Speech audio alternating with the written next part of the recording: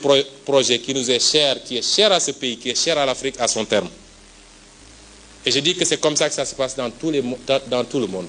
Dans toutes les démocraties sérieuses, c'est les militants et les militantes. C'est les sympathisants et les sympathisants qui financent l'action politique. L'Américain qui vit à Paris est libre de cotiser pour le Parti démocrate, dès lors qu'il est américain et de nationalité américaine. Personne ne pourra nous empêcher de faire appel aux Sénégalais. Le dernier point, c'est comment ils comptent matérialiser maintenant cette loi. Cela est important, j'attire l'attention des Sénégalais. Depuis des mois, ils sont en train de préparer les Sénégalais à des actes terroristes. Je veux dire aux Sénégalais que tout acte terroriste qui serait commis sur le territoire national serait l'œuvre exclusive du moins de Macky Sall et son groupe. Et je vais dire pourquoi. Ils sont les seuls à avoir les moyens de le faire aujourd'hui. Mais les actes qu'ils posent montrent que c'est ce qu'ils préparent. Ils ont d'abord commencé à parler de terrorisme, ils se sont acharnés sur des imams. L'imam Alioune Ndao en a fait les frais. Torturé pendant des mois pour aboutir à rien. Le jeune Sayer Kébé, pour un petit post Facebook de rien du tout. Et tellement, il y a un tel acharnement du procureur sur ce jeune que d'après les nouvelles qu'on m'a données, il aurait même des problèmes psychologiques. Un jeune qui a repris ses cours tranquillement, qu'on poursuit en appel. On s'acharne parce qu'on veut coûte que coûte faire croire aux Sénégalais qu'il y a des terroristes derrière chaque quartier. Il y a les éléments de langage qu'ils utilisent dans les médias mainstream.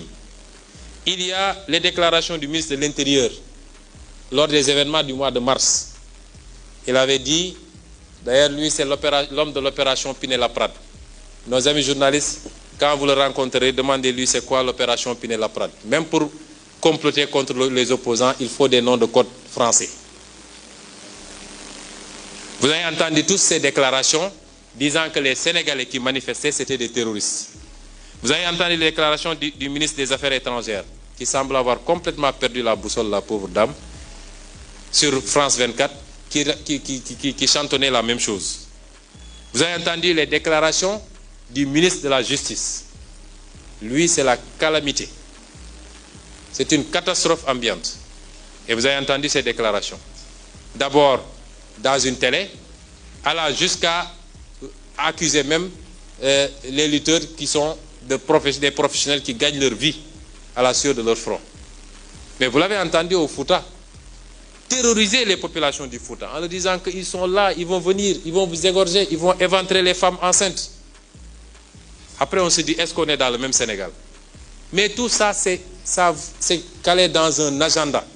C'est d'abord préparer les gens avec un discours avant de poser des actes et de pouvoir en tirer des conséquences.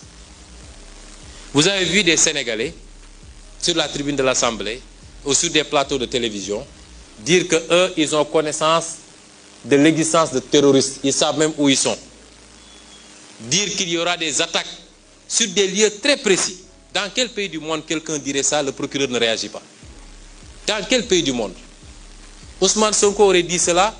Dans les secondes qui suivent, c'est un détachement du GIGN qui viendrait le cueillir. Mani militari. Avec monote, cagoule, tout ce qu'il faut. Et ces gens-là sont en train de déambuler tranquillement. Donc, le jour où il y aura des attaques terroristes, je le dis aux autorités religieuses, je le dis à tous les Sénégalais, sachez que ça vient avec la complicité du procureur de la République, qui s'acharne sur Sayer Kébé, qui s'est acharné sur Imam Alioune Ndao, mais qui laisse des gens déclarer avoir connaissance de terroristes, les avoir localisés, mais ils ne convoquent même pas ces gens-là. Parce que c'est dans leur complot, c'est dans leur plan. C'est des techniques qui sont utilisées pour choquer les populations, pour les choquer. Mais l'autre technique, c'est de créer la division entre les communautés. Et c'est pourquoi ils parlent de mausolée, de ceci, etc. Pour dire à telle communauté, faites attention à telle autre communauté, c'est eux qui veulent s'en prendre à vous. C'est des méthodes que nous connaissons très bien et qui leur sont enseignées par des services de renseignement étrangers.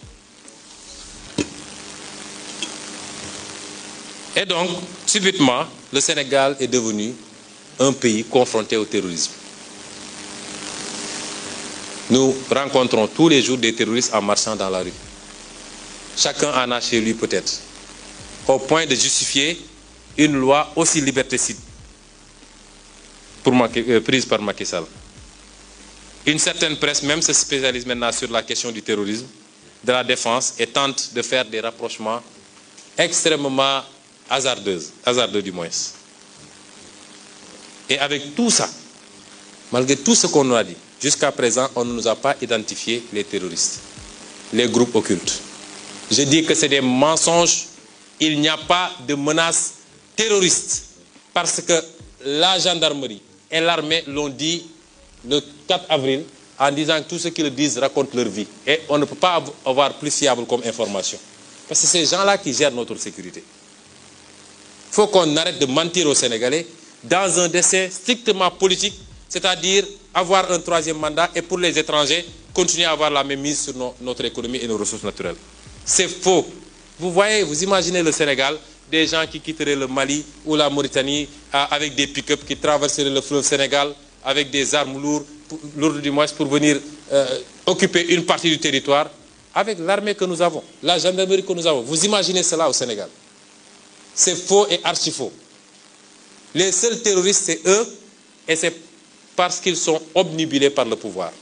C'est eux parce qu'il y a des intérêts occultes derrière, appartenant au même logement maçonnique, appartenant aux mêmes intérêts étrangers. C'est ça qui se passe aujourd'hui au Sénégal et il est temps qu'on le dise sans prendre des gants. Parce que tant qu'on sera là à tourner autour du pot, ils pourront continuer à désinformer.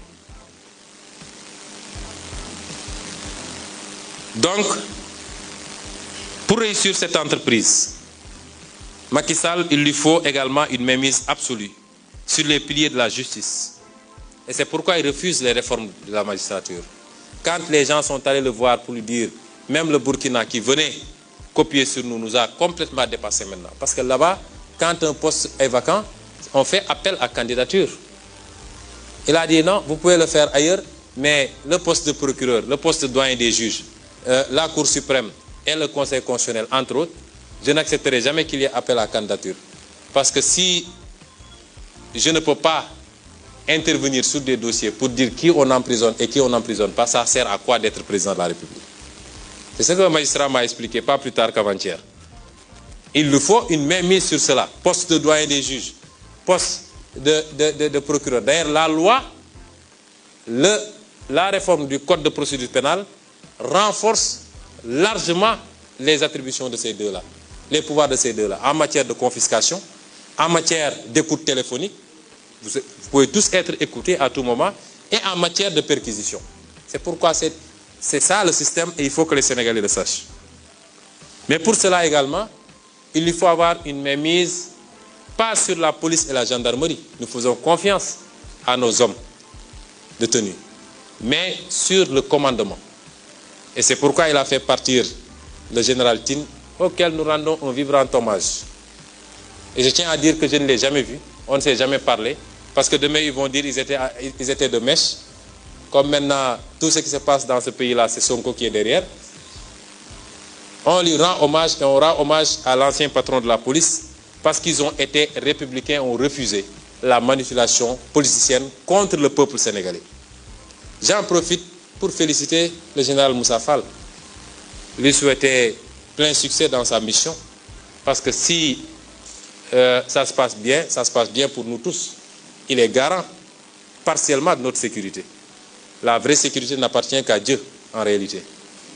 Mais j'en profite également pour lui faire une mise en garde. Les forces de défense et de sécurité doivent rester en dehors de la compétition politique. S'il doit des galons à Macky Sall, il doit tout au peuple sénégalais. Qu'il a vu naître, qu'il a formé, qui lui a offert l'accès à l'école publique, qui lui a permis d'être ce qu'il est comme gendarme, qu'il a rémunéré, donc qu'il sache qu'il ne sert pas un homme et sa famille, qu'il ne sert pas un homme et son parti, il sert le peuple sénégalais. S'il s'est engagé à livrer des leaders politiques à Macky Sall, qu'il revienne en arrière parce que ce n'est pas ça qu'on attend de lui. Mais mieux encore, je lui dirais que à chaque fois qu'un peuple s'est soulevé pour dire non à un dirigeant, ça veut dire que le dirigeant a tort. Et une bonne armée, une bonne gendarmerie, une bonne police, dans ces situations, doit s'aligner systématiquement derrière son peuple et non pas tirer sur le peuple. Aux forces de défense et de sécurité, je dis, n'acceptez jamais qu'on vous fasse massacrer votre peuple. Personne n'en vaut la peine, et surtout pas Macky Sall. Restez en dehors des contingences politiques, continuez à être les professionnels que nous connaissons, continuez à assurer notre sécurité à tous, autant celle de Macky Sall que celle de Ousmane Sonko, que celle du laveur de véhicules qui est là, devant la porte. Ils sont tous des citoyens sénégalais. Mais restez à équidistance dans le jeu politique.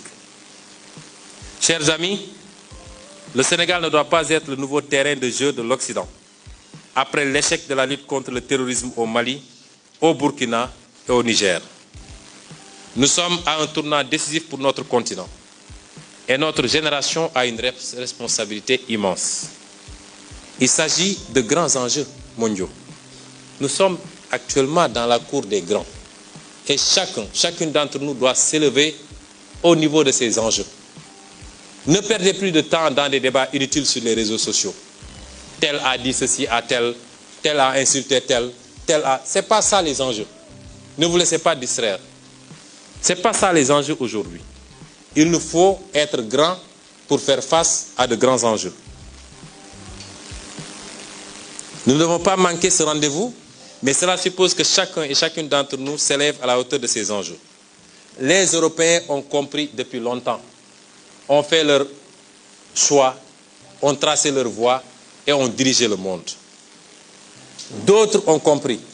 L'Amérique, qui est aujourd'hui la première puissance mondiale jusqu'à preuve du contraire, a été colonisée. Elle est indépendante depuis à peine 200 ans. Et cette Amérique-là a compris. La Chine a compris et a fini de rattraper son retard. Est devenue quasiment la première puissance économique du monde et en phase de rattraper son retard militaire. L'Inde. Dans tous les continents, les gens ont compris, sauf sur le continent africain. Cela ne peut pas continuer. Ce 21e siècle doit être africain, je l'ai dit et redit. Mais ça suppose que nous soyons à la hauteur des enjeux. Mais ça suppose aussi que nous ouvrions les yeux et que nous soyons prêts pour une longue et difficile bataille. Car nous avons affaire à des gens sans foi ni loi, omnibulés par le pouvoir et l'argent, et appartenant tous aux mêmes super loges. Je demande aux militants, aux militantes, aux sympathisants, aux sympathisantes et à tous les Sénégalais, ne vous laissez pas divertir par leur stratégie de diversion et concentrez-vous sur les vraies batailles. Nous n'avons rien à faire dans les visites de Macky Sall, laissez-le parader si ça le rassure. Concentrez-vous sur les vraies batailles et les vraies batailles, c'est premièrement, nous n'accepterons plus dans ce pays qu'on se serve de complot, qu'on se serve de lois iniques, qu'on instrumentalise la justice, les forces de l'ordre pour éliminer des adversaires politiques. Ça, c'est une grande bataille. La seconde bataille, c'est qu'il n'est absolument pas question que Macky Sall fasse un troisième mandat dans ce pays. Je veux que tous nous concentrions nos efforts, nos priorités à ces combats-là, parce qu'ils vont allumer des contre-feux tous les jours. Ils vont lever de faux lièvres tous les jours pour qu'on disperse nos forces à discuter du sexe des anges. Il faut aujourd'hui qu'on se recentre, qu'on se concentre, parce que l'heure est grave, mais la victoire n'a jamais été autant apportée et nous allons la remporter, s'il plaît à Dieu. Je vous remercie.